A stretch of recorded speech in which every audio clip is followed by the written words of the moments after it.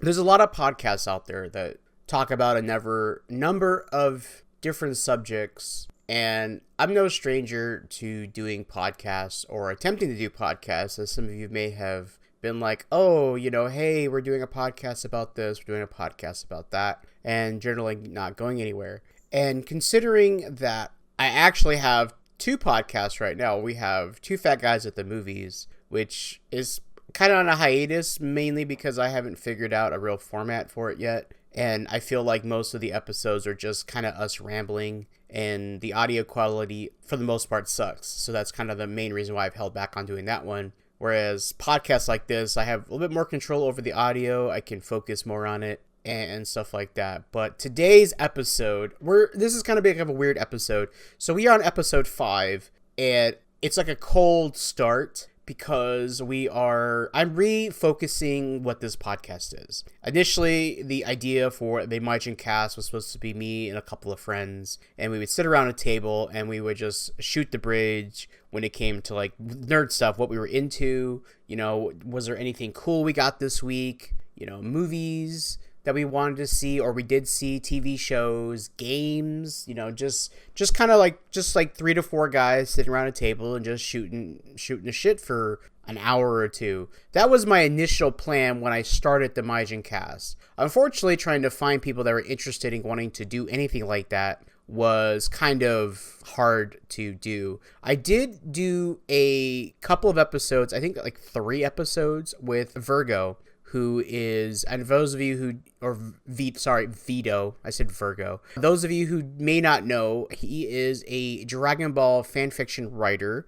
and he also does a live stream where he streams, I think he streams like mainly like survival games like Left 4 Dead. I think that's what it's called. Where you basically it's like a 4-player game where one person is the killer, like usually like Jason Voorhees or like, Smiley Face or Ghostface or Freddy Krueger, etc. And then you have like 3 to 4 survivors, and you have to run around and do certain tasks and try to escape. And your goal as the serial killer, for the most part, is to kill people. And I'm explaining this game to you guys, and you guys are probably thinking, I know what that game is. I don't need to explain that to me, which is fine. But just for context, if you didn't know what it was, and he is a very political person, and so we did like a couple of podcast episodes of the Majin cast, which essentially was just him and me talking about politics and just things like that. We did talk about like Dragon Ball Z and some stuff like that, but for the most part, it was like, and he, at the time, he also worked in the mail service. So he was a mailman. He was the guy who came up to your door, drop off the mail. That's what he did for a long time. And thankfully, he has found his career and has moved on from that, and he's doing very, very well. So we'd like to have you back on, more so for what the podcast is now. And then I essentially tried doing a solo podcast once, and it didn't work for me. It was weird because I didn't know what to talk about, which is really strange, me not knowing what to talk about. It's like, go figure, right? But yeah, so anyways, what ended up happening was then Mr. J came along, and then we started doing a podcast. And I started off as like a video podcast where it was like kind of like, we were talking about toys. It was a toy podcast, and for the most part, and we had some very good information there. But the problem is that the audio again sucked because we were recording at my kitchen table, and I'm using either my laptop or my camera, and the mic's far away from us, so you guys aren't able to hear us very clearly. So as of right now, I don't have any podcasting like gear. Like, I'm just using the same setup that I do to record my reaction videos and my other videos that I do. So the mic is pretty close to my face, and I'm probably talking down to it right now, but because I have notes here. So anyways, so that's like a just introduction. This is episode 5. I will probably, if I find those episodes that I did of me and Verdo, and he has a fan fiction, which I'm sure, I think he's still doing. I do have it linked on the website. You can just head over to MajinPlanet.com/prime, and that's where all the cool features are, like, the different things, like different podcasts that we're doing, Prime Talk, Prime Toy Reviews, the Fight Club, King of the Hill, which I would like to kind of shout out here because it's been something I have not been doing. but we have the Fight Club. It's coming back, and it's going to be a music video competition. So if you guys are interested and want to win some money and get some recognition on MajinPlanet, go over and check that out. So we head over to MajinPlanet.com/Fight Club, and you can get all the information for that there. So anyways, so let's just dive into what this podcast is going to become. And I've already got plans. Prince Majin Trunks, for those of you who may not know who that is, he is the guy who gave me MajinPlanet in 2005. He bestowed it upon me. He think of it like this. I was Peter Parker and he was Tony Stark, and he was like, you're an Avenger now. And that's kind of how that went. But basically, and we will get to that, not in today's episode, but we will get to that eventually. I kind of want to save all that for like when I get him on. And it's probably going to be over Discord or something like that when we do that. I haven't really I've talked to him about doing it, but I haven't necessarily set up a time or date. And I also have Majin Mebs, which those of you who, again, a lot of people who have been following MajinPlanet for a number of years may not even know who he is. And I have tried to make an effort to like in the frequently asked questions, like, who created MajinPlanet?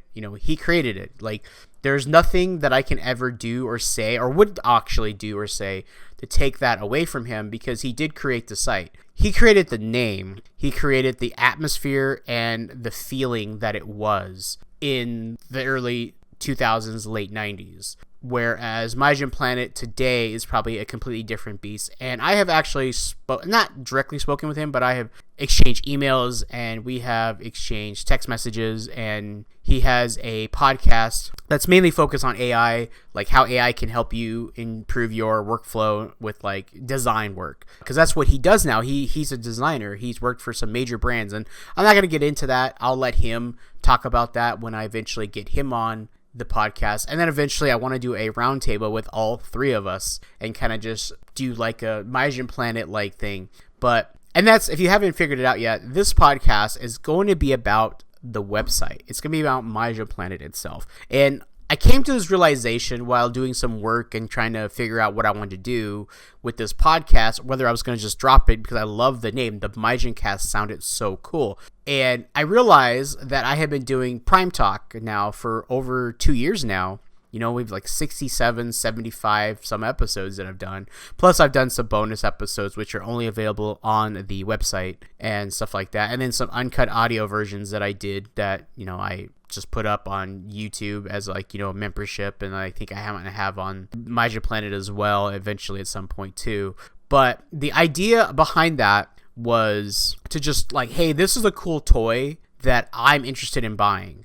And I have some thoughts about it, whether it be negative thoughts or very strong positive thoughts. And the very first one that I did was the Hasbro Motormaster, because it was being billed as a commander class, but it was a leader class figure. So I was very like adamant about that. And that was the very first one. And it was so successful within that first week that I posted it. And mind you, I did very little editing on that video back then. Back then, I did not have access to Adobe Premiere Pro like I do now. And I literally just use OBS to record, and then I would just convert it using like different conversions and stuff like that. I think I used like free ones and stuff like that. And because I didn't have the money to afford the Adobe products, really. And so I ended up, posting that up, and over time I got better at it. And then I realized that it was a podcast about upcoming toys, featured like pre-order toys that you could get on Hasbro's website. I think I might have done a couple on Mattel. Mostly all Show Z or third-party stuff, because that's what I started collecting, was third-party stuff. And I kept it focused on Transformers, and I did kind of sometimes spread out to like Marvel Legends, Star Wars, and I think I did Super Sentai stuff too, which I probably go back and do some more of that because that seemed to be popular. But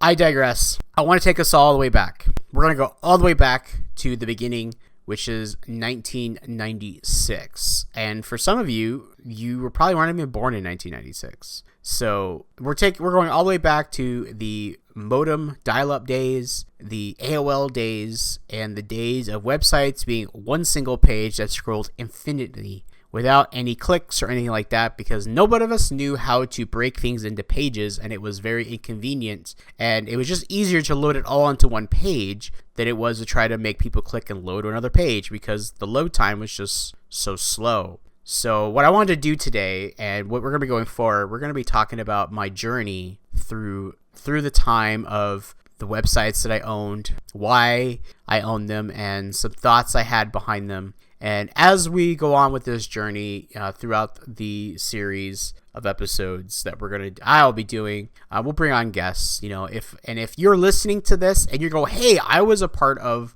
X-Fire Systems, because I did have staff members, I did have some people helping me back in 2003, 2004, or if you were somebody that I interacted with, and for those of you who may not know this, I go now by, my online pseudonym is Professor Prime. Some people still refer to me as Darth, and the reason for that is because my online username from 2000 to 2000 probably 14 was Darth on Rival. I sometimes went by Necker on Rival, and I could get into that eventually at some point too. That was my whole role-playing persona name that I did when I did Star Wars roleplay, and I even ran a semi-popular, successful Star Wars role-playing website that I ran called SithMasteries.org. So yeah, anybody, I'm going to put this out there, anybody who remembers me, who would like to come on the show at some point and talk about their story with me, or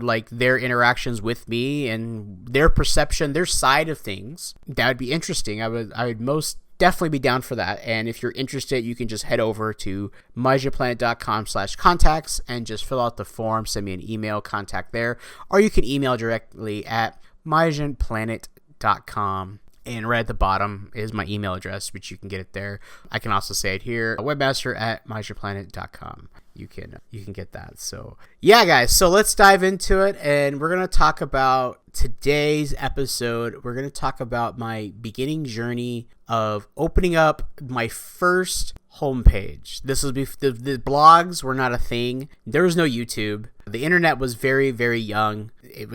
The internet's been around for a very, very long time, guys. I had internet on my Commodore 64 computer, which I had back in 1992. So I think the internet has been around since the mid 80s. So it's a lot to unpack here, guys. But I'm going to tell the story about Richard's DBZ fan page and how it evolved into what it is now, essentially. So we're going to go all the way back to the AOL era of 1996. And, well, in 1996, I was just a little old chap. I graduated in 2001. So I was just entering high school in 1996. Yeah, I was just my first year in high school. Yeah, so in 1996 would have put me at about 14 years old. I think I was closer to 15 because my birthday is in later years. So I started high school. I was 14. I believe I was 14 when I started high school, and then turned 15 almost right away. Actually, I think I might have been 15. No, I was 14 turning 15 because I turned 15 in 1996. So anyways, yeah, it was one of those things, and I went to school and I was taking I had my elective class because you had your basics reading English class, you had your math class, you had your science class, and you had your history class, and then you had to take a PE class, and you took 6 classes. So the last class you got to take as a freshman in high school was an elective, a fun class, and I took drawing 1 is what I took. Yeah, I took drawing 1 is what I ended up taking. And because I was besides doing my computer work, which a little rewind history there, I had been programming, which will be relevant later on. I was programming on a Commodore 64 and then a Commodore 128, as well as an old IBM computer that was running MS-DOS that I had scrabbaged together back in late 1988. 1989, something like that. And so I had I think the hard drive was 1 megabyte or something like that. It was really tiny, because I remember when zip drives came out, and the drive itself was I think 1 megabyte or something like that, and it was wait, what? And then I think when the first like, I think the first major like 5 megabyte hard drive was like, holy crap, like, what am I gonna do with all this? Like, now we have terabytes on terabytes of space. It's just really crazy how things have exploded since the early days of the internet. And I remember back then people used to call it the World Wide Web is what people called it. The people didn't say, oh, did you, like, now it's like, oh, are you online? Oh, okay, cool. 10 years ago, it was like, are you using the internet? And I mean, people still use that term now, but I mean, and then even 10 years before that, which would be like 20 years ago, when I started MajinPlanet, my version of MajinPlanet anyways, it was the interwebs. People called it the interwebs, and then it was the internet, and then et cetera, like that, But yeah, I started my first homepage late 1996, and because, like, we were using this program, and I don't remember what the program was called. I actually think it was Photoshop. I think it might have been Photoshop. I don't remember off the top of my head when Photoshop became a thing. I think it was later, but I think Photoshop was around in 1996, and I remember seeing it in the stores, and it was for Mac, and I couldn't use it because I had, at the time, my mother had just purchased me a Macintosh computer, and I used that computer for everything. I tell you what, man, you guys have no idea, and I wish I remember what model it was, but I did everything on that thing. By late 1999, my IBM computer had became a relic of its time and had gotten junked, and I had switched from Windows to Mac OS and started learning how to program at Mac OS. And this happened probably around 96, 97. But also around 1996 is when another little show hit the airwaves in the United States, and that was called Dragon Ball.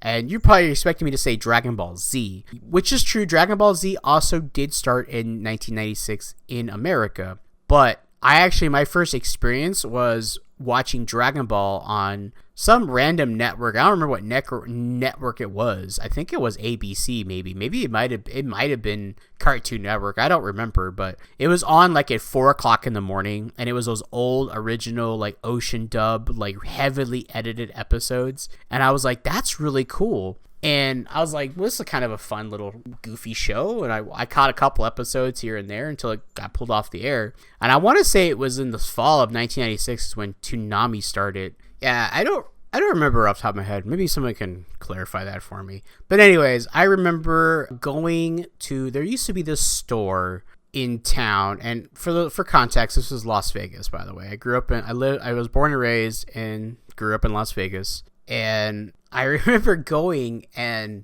there was this store. I don't remember what it was called. It was like a mom and pop store, basically, where they had like, it was kind of like, you walk into a GameStop now, or like some of those like retro game stores you walk into, and they've got like all kinds of stuff like action figures, model kits. They've got videos, CDs, shirts, food, stuff like that. But this was like an Asian shop. Like mostly everything in there was like anime. It was like, it did have retro. It had gaming. I say retro gaming, but like at the time it was PlayStation. It was PlayStation, Nintendo 64 games. Nintendo games were kind of old at that point, but they weren't like hard to find. You could still find working Nintendos for decent prices, and Nintendo games had not shot up in price. And Super Nintendo was still relatively available on the aftermarket. It wasn't hard to find or anything like that. You had the Genesis, stuff like that. The Dreamcast hadn't shown up yet. That wasn't until like later 1999, early 2000s. Then you had like the Game Boy and the Game Boy Color, and I do believe I think it was around 97 the Game Boy Pocket had come out. But anyways, I remember going to the store, and they had Dragon Ball Z stuff, and they had also stuff called Dragon Ball GT, and I had no idea what any of that was. And I remember seeing this toy, and it was Goku. And I didn't know who that was at the time, because mind you, I'd only seen like a handful, like maybe 5 episodes of Dragon Ball at that point, and they were all out of order, so I didn't have any context really of what the story was. And I'm watching this, and I'm thinking this is really cool. And then here I'm at this store, and I find like this toy, and it was like $20. It was like, I think it was like $20. Yeah, because I still have it. Yes, I still have this toy. It was Goku. And he had this crazy long blonde hair, and it came with 3 different head sculpts. It came with one that was just normal Goku, just his normal head. It came with one that was Super Saiyan hair, and then it came with one that was like Super Saiyan 2 hair, and then the figure itself had the Super Saiyan 3 head sculpt on it with the Super Saiyan 3 hair. And it was this crazy thing, and I was like, that is so cool. I want this. And so, and I was there, by myself, and shocker, in the 90s, kids just roamed around the world by themselves. Like, I literally would just leave the house and go off and do my own thing and come back hours later, and my parents never knew where I was at. It didn't matter as long as I came home safe and wasn't dead or broken anything. Which kids who grew up in the 80s and 90s, you can testify that there were some close calls there where we almost didn't come back.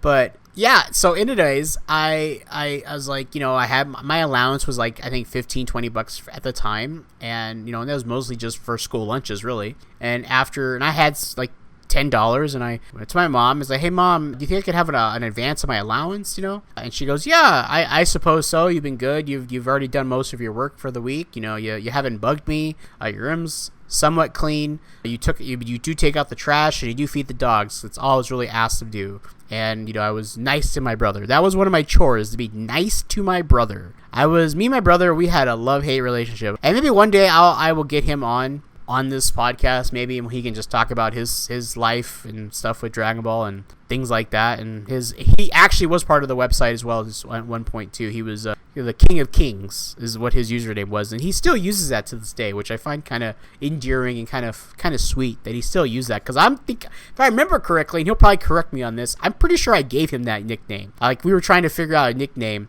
and I was like, why don't you just use King of Kings? And I think he ended up using a different one too. God, I don't remember what it was called now. It was something. Oh, I don't remember now, but he probably remembers it. But anyway, so yeah, that was one of my chores. So my mom gave me the $20 bill, and I hopped on my bike, and I made my way downtown. Yeah, it was kind of far away from my house. And I went down there, and I purchased it. And the lady was like, oh, you into Dragon Ball? And I was like, I'm into this figure. I don't know what this is. I don't know what Dragon Ball Z is, but I have seen a show called Dragon Ball. And she started talking to me about it. And she said, yeah, it's a Japanese show. It ended in Japan just this year. Earlier this year, it ended and stuff like that. And I was like, oh, okay. And I was like, that's cool and all. And I bought the figure. And then, I would hit that shop up every now and then. But it wasn't until like 1997 when Dragon Ball Z really took off. And I actually had created my homepage actually in 1998 is when I actually like put it online. But I started working on it in 1996. And so it was the fall of 1996. And mind you, I had just purchased this figure, right? And I had opened it, and I kept the packaging and all that stuff. Because I had started shifting from this phase where, like, when I bought stuff, I didn't throw away the packaging. Like, I had kept all my game boxes in the box for my Nintendo 64. Which, sadly enough, is gone, gone from time. But yeah, I did that, and I started getting into that habit of saving the boxes and stuff like that, because I would then display it in the box and stuff like that. And this figure, you could actually display it in the box. You could see the figure completely inside the box because it had the window and all that stuff on it. So anyways, I ended up happening was we got these things in the mail. They're called AOL home discs. They're like, hey, try AOL free for 14 days. So I would take it, and they were compatible with Mac OS. And so I would put it in my computer, and I had internet access, but you had to use the dial-up. You had the modem, and thankfully, the computer I had a built-in modem, So, I was tying up the phone line all the time. My mom actually didn't mind as long as after, I think, 6 o'clock, and it stopped the bill collectors from calling. And so that was always a fun thing. The bill collectors didn't call anymore, so because the line was always tied up because I was online. And then, of course, after 11 o'clock, they didn't know this, but they know now, I would be online till like 11, 12, 1 o'clock in the morning, I think as a kid, I slept 4 hours a night. Like, it was crazy how much lack of sleep I had growing up as a kid. But I think that was just for, like, and then on the weekends, I ended up sleeping like 15 hours, but that's kind of how it is when you're a kid and stuff like that. But I ended up creating a web page using the AOL Home Builder, and then after 14 days, I had to pay for it. And so what I started doing was I started collecting AOL discs, and they would just kept sending them. It didn't matter if you'd already signed up; they just kept sending them. And so I just kept on setting up another one. I set up another one. I set up another one. So every 14 days, I would get another disc. And I just kept doing, I did that for a year. I did that for a year. I had free internet for like a year. Because I'd go, hey, do you have an AOL home disk? I would ask my friends if they'd have an AOL home disk, and they'd be like, yeah, of course I do. And I'd be like, cool, have you used it yet? And they're like, no, I don't. I'm not into the internet. And I'm like, cool. And so I'd get it from them. So I'd be like, yeah, thanks, got it. And so then I would do that, and so I ended up creating my homepage multiple times, but I never published it because, I would lose access to it once I had to use a new disk. And then through that, I learned HTML. I started teaching it myself. I would go to the local bookstore, and I would grab HTML for Dummies. Yes, that was a thing. It existed back in 97. And then, as we're going into like 1998, I had gotten pretty good teaching myself HTML. I think it was like 2.0, 3.0. And then HTML 4.0 had come out. And then early CSS, and then like I had taught myself Java over the course of like a year. I had learned Java, and mind you, I did this all in my Drawing 1 class. I literally would walk in the class, and the teacher would be like, hey, here's today's assignment, and I would literally do the assignment within like 10 minutes and hand it to the teacher, and she'd be like, oh, okay, that's pretty good. And then I was like, can I use the computer? And she'd be like, yeah, go ahead, because computers had internet access at our school. And so I'd jump on the computer, and then I would just be like, boop, boop, boop, boop. And then like I figured out a way to get to my website through like little shenanigans, and then of course the computer's security back then was not a thing. Like they did not have all the parental controls they have on computers at schools now. So I literally got a disk, and I put it in, and there it went. And I was able to gain access to the computer, and then like, I knew shortcuts, I knew ways to get around it. And then after a while, since I was such a good student, and I connected with my teacher so much that she had like a small workstation area of computers for her assistants, her like, I forget what they call like students. They're like higher end students. And there was this one girl, she was much older than me. She was, I think, 3 years older than me. She was a senior in high school, actually. I think she was 17. She was really cute and really attractive, and I was attracted to her. But, of course, I didn't shoot my shot. I was too focused in on what I was doing than girls, really, at the time, which is weird to say, but I was interested, but then like I didn't have confidence in myself, which is funny because most of those girls that I talked to at that time would probably totally go for me now because they're all into that stuff now. But back then, when I was all into all this stuff, I didn't think they were into this stuff. They were into like listening to music and going to parties and socializing. And I had started slowly shifting away from socializing with people and wanting to build this thing. I wanted to build something. And I was learning coding, and I was programming my own games at home and my free time. And so like, like for the most of my high school experience was literally at home. And I mean, I did go out on the weekends and stuff with some of my friends and stuff like that, but for the most part, I did keep myself pretty well contained into my house on my computer, which probably may or may not have been a good thing for me, but who knows? I'm 42 years old now, so who knows how that affected me. But so yeah, anyway, so I ended up getting like in the class, like teacher allowed me to go back there, and those computers had a little bit more freedom of access. So I was able to like work on my website and stuff like that. And I remember when my teacher found out what I was doing, and she was like, well, you can't be doing that. And when I showed her I was actually doing artwork, and because I was sharing my artwork on my homepage, she was like, oh, okay, so you're doing digital work. Okay, so she's like, graphic design is going to be a big thing in the future. So she was all into me like doing it and stuff. So she stopped giving me assignments like everybody else, and I started like just coming to the class and boop, straight to the computer I went. And yeah, I got A's in that class, and I ended up taking, and then after that she recommended that I do drafting. So then I ended up taking drafting 1 the following year, and I did that. And then the following year after that, because I got 2 elective classes, I took computer science, which was not what I thought it was. It was basically keyboarding 1 is what it was. And then I took art, and then I took her art class. And then my last year I took business and like 3 art classes, which you would think I would have taken a computer class, but the computer classes were just so like always doing other stuff, and I wanted freedom to do what I wanted. So I literally got 3 hours a day to basically do what I wanted. And then I ended up dropping business because then I also had to take, because that class sucked, and it was because it was not what I wanted it. And I also had to take a lifting class or whatever. It was my PE class because I was in football and stuff like that. But I ended up dropping it my second in last semester of high school. I ended up dropping it and picking up another hour. I actually had it was actually a free hour, but I just stayed in the art class. But so yeah, that's kind of like what I did, and I taught myself Java. And I can tell you something, once you learn Java, like, you can basically learn any programming language, because Java is a pain. And I can't really program in Java anymore. I haven't programmed in Java since like 2005. So it's been a really long time, but I got really good at using like Photoshop. I got into video editing in early 2004 is when I started getting into video editing and stuff like that. But yeah, I just discovering HDMI was like the biggest like dream of like my life. Like, it was just crazy. When I go back and I really think about what I had learned and like what I did back then, it's crazy. Just in my mind thinking about like how crazy learning how to even view the source of the website was. You know, like what it was, like the implications of it, you know, and then like the limitations you had right there. Like, and then like I was using like between like 96 and 97, I was using AOL's homepage, which gave you like, I think it was like 1 or 2 megabytes of like storage space. And I ended up just like, it wasn't enough, you know. I was just like, this isn't enough, you know. And then I started really getting into hyperlinking and then creating navigations. And I learned about navigation because back then navigation was just like a link and just jumped you down the page. And my page started getting so large because I was like, okay, now I'm talking about Dragon Ball and Dragon Ball Z. And then I started getting into Gundam and then Pokemon. And like, you know, the late 90s there was a big deal. Like, I played the Pokemon games on my Game Boy with my brother.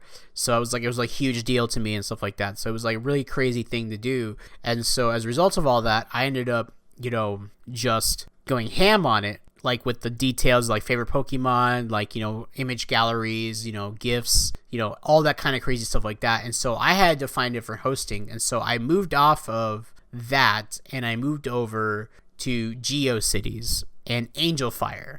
I don't know if you guys remember those, but they were free hosting sites. And the cool thing about it is that you could create like 4 or 5 different accounts, and you could create 4 or 5 different accounts. And you could then name the username, because the name of the website space, you can name it similarly. So I actually it was in 1998, I came up with the name Xfire Systems. Now originally it was just called Xfire, and it was called Xfire, and it was like geocities.com/Xfire01.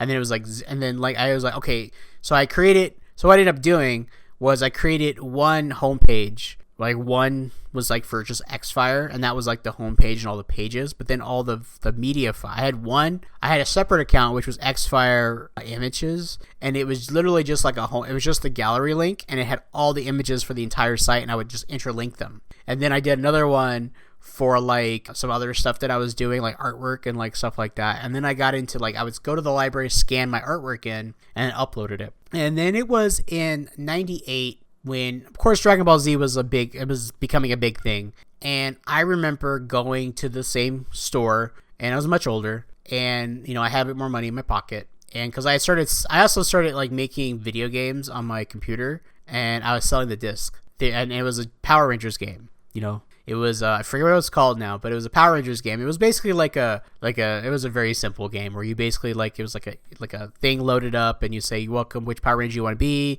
and then once you chose that, it always referred to as the red, green, yellow, purple Ranger. Yes, I had a purple Ranger, and then like Zordon would say give you on a mission, and you'd go and you have to fight, and it was like teleprompt, you know. It was like very basic. You would type in like, hey, you know, like, oh, like Rita attacks you with a monster. The monster sends a basic attack. You know, do you jump or attack or block? And then like it was a complex algorithm of different choices that you'd pick would do the outcome that either you would take too much damage or you'd lose or you'd win, etc. It was kind of like those old Indiana Jones games back on these Windows PCs back then. You know, I hadn't really gotten too good with the sprite animations, but so I basically used like photo images and stuff like that I could muster up. And I used Java and stuff like that to program it and stuff like that. So over time, Xfire had evolved into being like not just a website about my fandom of Pokemon, Gundam, and Dragon Ball Z. It became more about programming.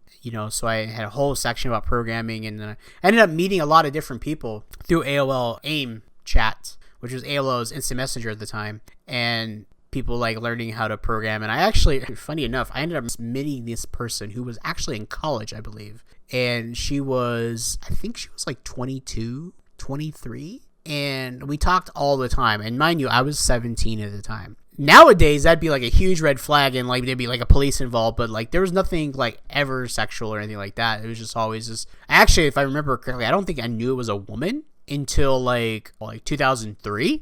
By this point, I'm an adult, but it's like, yeah, 2003. I remember she had moved over to MS Messenger, and MS Messenger had a voice feature, and we were talking about a software thing, and they were running their own little software program company that they were doing too after college, and asked me if I want to do voice chat because they're busy typing, and it was hard to type in the chat talking to me and work on their project at the same time. I was like, yeah, sure, I have a mic, and I find a mic, and sure enough, she comes on, and she has like this voice, and she's like, is everything okay? And I'm like, I thought you were a dude. She's like, no, I'm a woman. And I was like, oh.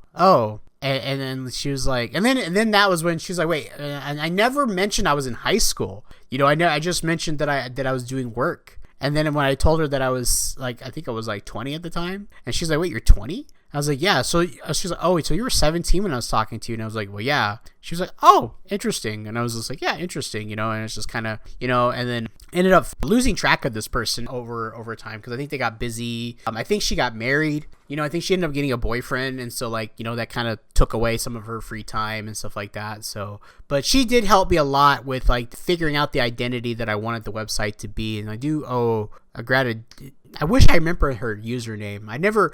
We never actually shared like any personal information about each other, which was crazy, because like I feel like nowadays people are so eager to share who they are, and that causes so many issues with like doxing and stuff like that. But like back then, it was just like, hey, it was just two similar interests, and that's all we talked about, and everything like that. And I had other people I talked to too, and so it was never like always like it wasn't like, I guess, I don't want to say a toxic relationship, but it wasn't like an obsessive relationship, I guess is the best way I should put it. But anyway, so I started Xfire, and then we get around to 1999, and I ended up going, I want to go legit. I need to be legit with this. So I ended up asking my mom, can I have your credit card?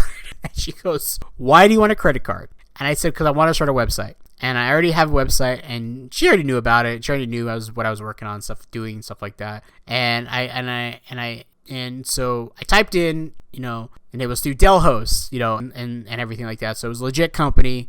And to this day, I would still argue they were the best hosting company I ever had. And it's unfortunate that Dell Host ended up selling out. They ended up selling all their servers and closing shop to somebody else, and they were not as good as Dell Host, and eventually I ended up leaving, which caused me a string of changing web hosts over the course of like 10 years. It was crazy how many times I had to change web hosts, because there's always something wrong. And I'm thankful now that I'm with Rocket, and I haven't had any issues. It's been like a couple years now, and I've had zero issues.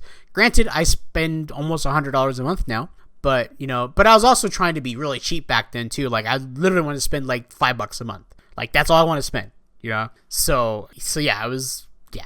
And so I remember typing in xfire.com, and it was taken. And I was like, what? And so then I searched xfire.com, and I was like, what is this? And it was just this blank page. It was like a search page. And eventually it became like a communicate, like it was basically Discord before it was Discord. To give you guys a brief rundown of what Xfire was, or yeah, it was. I think it's shut down now. It was basically a communication software company where you'd be playing a game. I'd be playing like say I'm playing like Warcraft 2, and you are playing Ages of Empire. So those two games don't communicate with each other. And at the time, there was really no there was MS Messenger, you're right, but you had to go outside the game. But this was an in-game overlay, which had chat room. You could connect with other players, and you had voice chat. It wasn't great, but it was there, and it connected people together through different games and stuff like that, which was really, really cool. Unfortunately, then Discord came out, and then you had Ventrilo and stuff like that, and eventually, I don't know, it didn't catch on. I guess it never caught on, and it ended up, I think it was like 2015, 16, they sold out and shut down services completely. And mind you, I have tried to pick up the name Xfire. I have tried to grab it, but I don't have 20 grand to buy that domain name. But yeah, so I ended up going, well, I want to be a software company. So most software companies have systems in their name. So I went with Xfire Systems. And so I registered the name xfiresystems.com in February of 1999. And I launched the website with a coming soon page. And then I transferred everything. I slowly moved everything off the free like GeoCities and AngelFire to my hosting service. And Xfire Systems was, for the most part, about software for about 3 years after high school, so about 2003. And 2003 is when things kind of changed. And I can tell you that my history in web design is it's a long one, so long in fact that we're going to be talking about this for a while. And I just wanted to kind of like introduce you guys to what my story is and like what this podcast is going to be about. And as we go along, as I said, if you at any time you're like, oh my God, I remember that guy. I remember I used to visit that website, or hey, I was a staff member, or like hey, he did web design work for me back then. Because back in early 2001, I did a lot of design work for people. Like I literally was doing stuff. And I tell you right now, Xfire Systems website design changed on a weekly basis, sometimes on a daily basis. It was completely crazy. I mean, it was the Wild West back then, guys. I mean, I literally never went to college for web design. In fact, little side story here, I actually had a job interview. I want to say it was 2004, maybe 2005. I think it was 2005 because I showed them MajinPlanet.com. Yeah, because I think I was running MajinPlanet. But anyways, I'll tell the story right now. I had gone to this interview, and the interview was like for the site design. And the guy I showed him, I talked to him on the phone, talked about my history, what I had been doing. He was interested.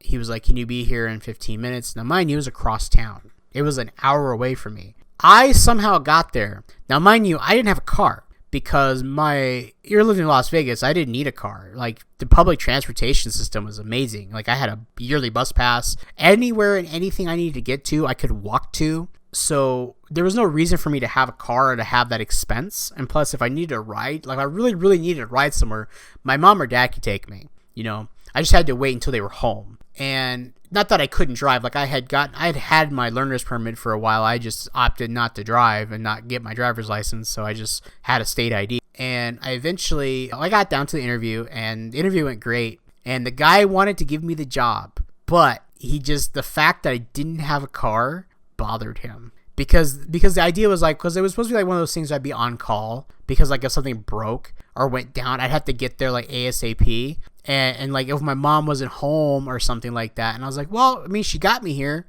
in the time that you told me to get here, and I got here. And so he was kind of down, but his boss was like not down with it. And I probably should have been like, well, look, if you give me a chance, like eventually I'll get a car. Like I'll eventually get it. That's what I should have done. And I think if I'd done that, my life might have been a little different. But I mean, who's to say, right? The decisions we make define who we are. And so I ended up just not getting it and going back and just, doing my thing. But yeah, it was just like I had this theme, and I did this crazy thing where like every season I was Xfire Systems, and I would do I decided I wanted to start talking about my collection. And so then I opened up another website called xfirecollector.com, which is crazy. And then it was like, and then I branched off. I had like a site for Gundam, a site for Pokemon, and everything like that. And then I had a whole like the Xfire Systems network, and I was trying all kinds of different things, guys. And we will talk about all those things in the next episode and stuff like that. But it's kind of funny when I dive down and think about my past self and where I was at that time in my life, and like where my mindset was. So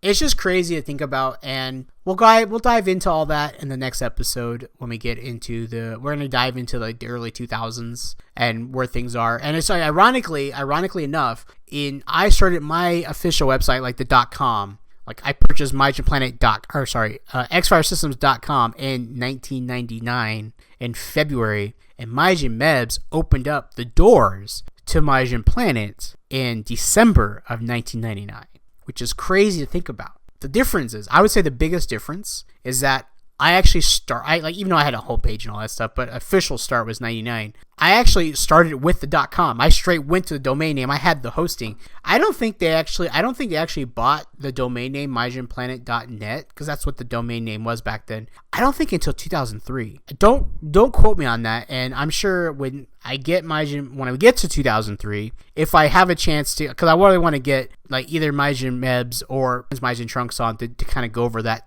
time frame. And then there's also Corrupted Avatar. And if you're out there and you hear this, hit me up, man. Let's connect, because I really want to hear your story as well. So yeah, guys, I think that's gonna wrap today's up. It's gonna wrap today's up. That's really weird. So yeah, I hope you guys enjoyed listening to today's episode, and hope you guys got a little bit insight of how this all came about. And hopefully you guys enjoy the journey as we go into deeper and side stories and things about my life being a web designer, webmaster, whatever you want to call it, jack of all trades when it comes to everything that is running a website. And I will even dive into some of the darker stories and some of the eager things you guys might be wanting to know about the anime community back then, some of the shady stuff that went on that I was a part of, aware of, and not okay with. And it's kind of funny how it all came about, how it's just kind of funny. But yeah, guys, thank you guys so much for watching, and until next time.